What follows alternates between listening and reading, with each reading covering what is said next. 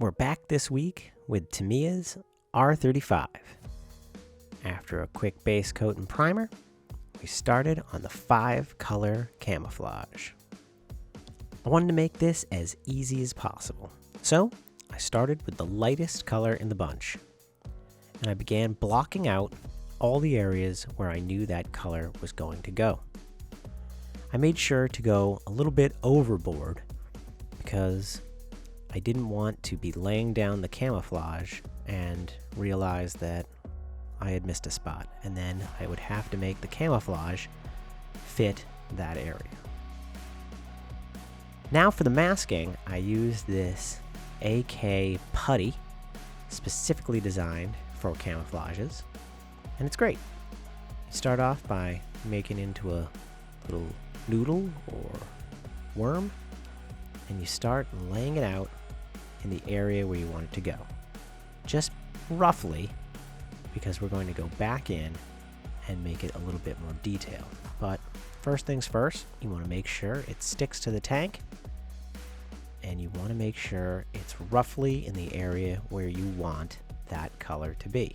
Because remember, we're painting over this, so when you peel this off, the color we just painted, which is Sky by Tamiya, will be underneath. Now that it's roughly in the area where I want it, I take the back of an old airbrush needle. You could use a toothpick, anything that doesn't stick too much, and I'm just working it out. Down on the actual tank itself, it's a little bit easier because it is a larger surface, but this tank is pretty small, so nothing is really too big. And here we go.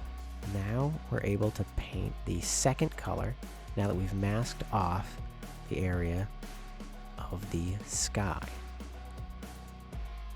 As this goes down,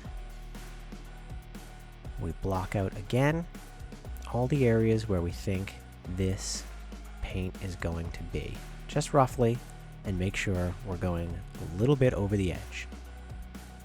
Don't forget these other parts that you might have taken off the tank, because you'll be remixing paint after the fact.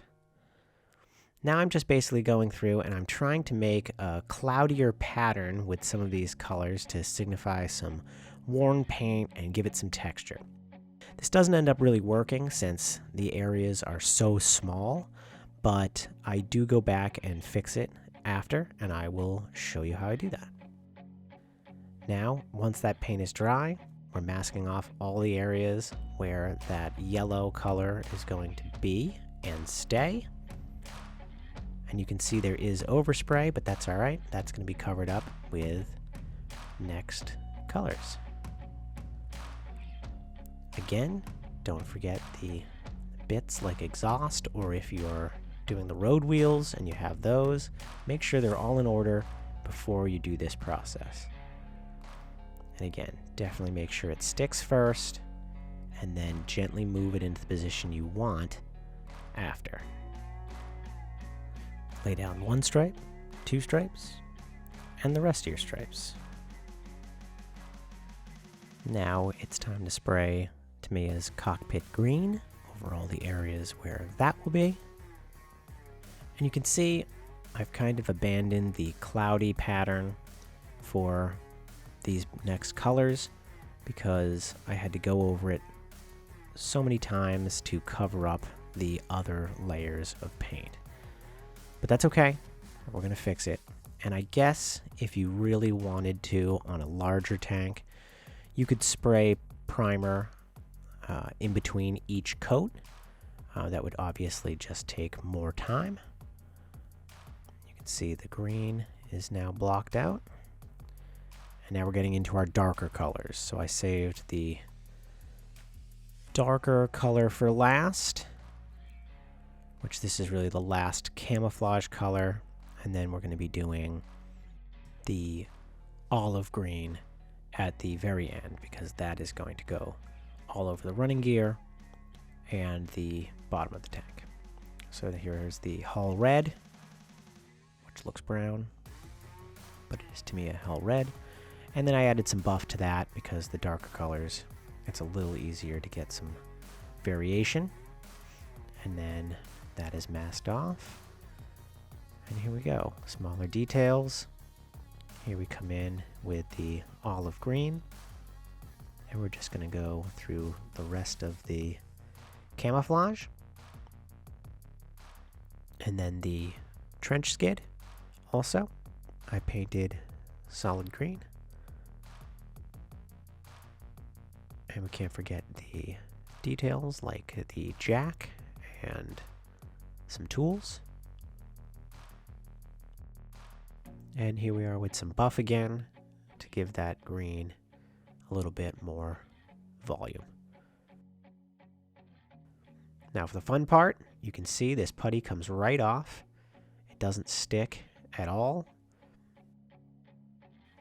You can kind of ball this up after and go back over to make sure there's no residue after, but I really only ran into that in one place underneath that door.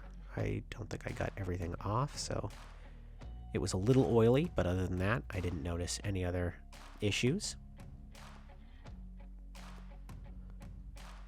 And this came off, and when you kind of ball this back up and put it back in the container, you don't even notice the overspray, so it's good to go for another use.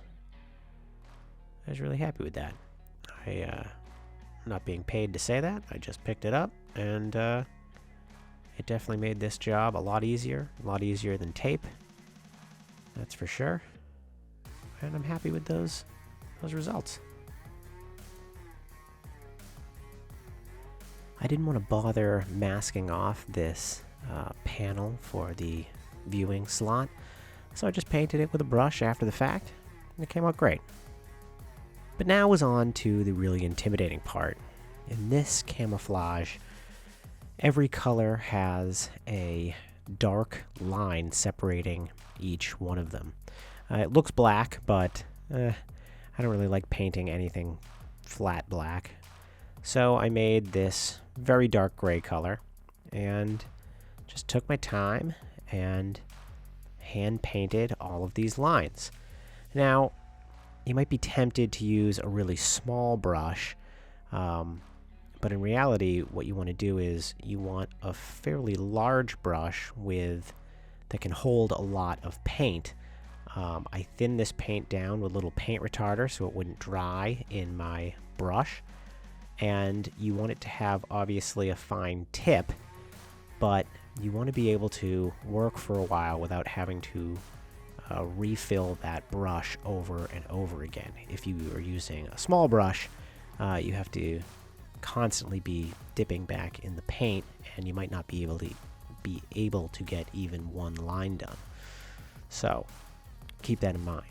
Make sure your camo lines up. And I think it looks pretty good for hand painting. I don't do a ton of that, so I was pretty pleased with how that came out. Some other details, I probably should have painted this when I painted the other hatch, but live and learn. And now it was on to kind of giving the paint that cloudy texture.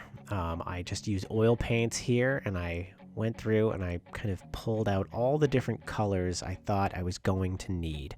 Obviously, on a palette like this, you keep mixing and keep blending as the project goes on, but I wanted to kind of add some variation into some of this paint, especially on the raised areas where fading and things like that would occur. We are going to be chipping this tank. We're doing things in a little bit different order just to save time. And you'll see that when we get to the kind of grime and ambient occlusion, as some call it. But for now, this is how we're going to basically be filtering this model. I decided to kind of use this step to, kind of fade the paint and just give it that filtered look. Because this is 5 different colors, I really wanted to make sure I was pulling out each panel individually, but also kind of keeping each color its own block, if that makes sense. So it's a little trickier on these multi-camouflage vehicles, but I think the end result worked out really well. And I'm just doing the same thing down here on the running gear, just using that lighter color to pull out some of the detail and give in some false shadows around the edges of everything. And then this is kind of what I was talking about with the reverse order. Typically, I wouldn't start doing this until I had done the chipping process.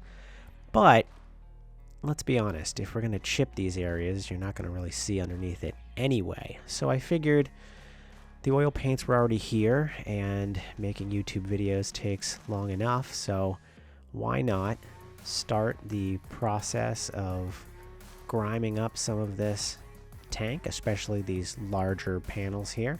And this is going to act as a wash as well. I am going to wash this model, obviously, but this is kind of a pre-wash and pre-grime, and I think it's going to work out well. I haven't to date in real life chipped the model yet, but now that it's complete in this stage, I definitely don't see a problem with having already added some of this grime and dirt to the model. I can always chip over it and then cover it again because I know that is where the dirt and grime is going to be. So I just added this up in layers and kind of feathered it out. And again, I just wanted to use up kind of the oil paints that I had. I didn't want to waste them. So oil paints aren't that cheap. And I just thought, let's get this step out of the way. So I did, and I'm happy with it. And you can too. There are no rules. It's supposed to be fun.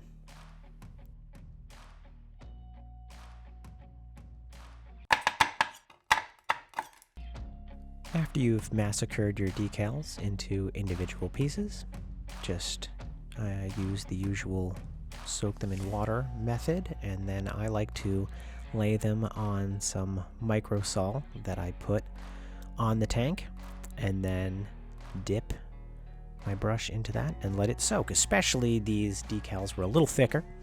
If you have thick decals, or if you have textured your model, or they go over panel lines or rivets like this model does, you're going to really need to soak them. Here I had a little bit of an issue with this. It looks to be maybe a name badge from the company that built the tank.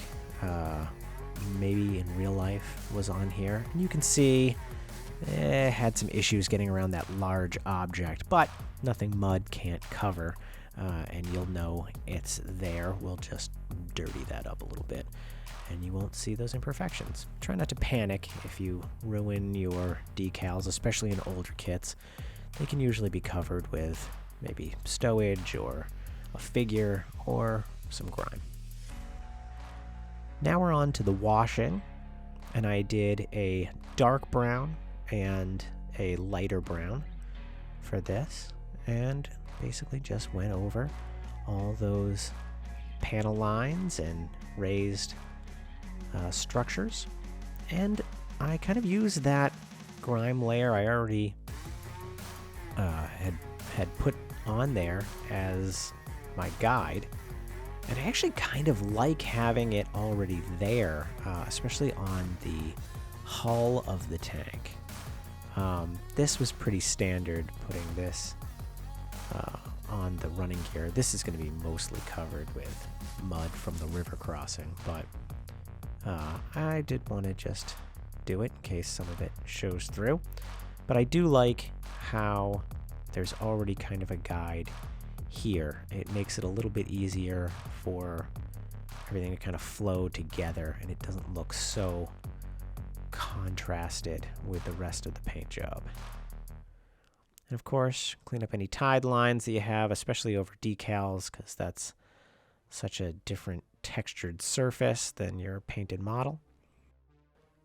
And once that's done, that is where we stopped for this video.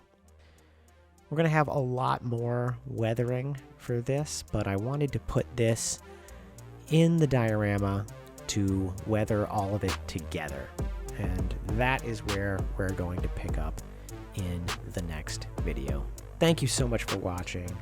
If you like this and you want to see more, please like and subscribe. We've got lots of awesome diorama builds and model builds coming up, and we'll see you next time.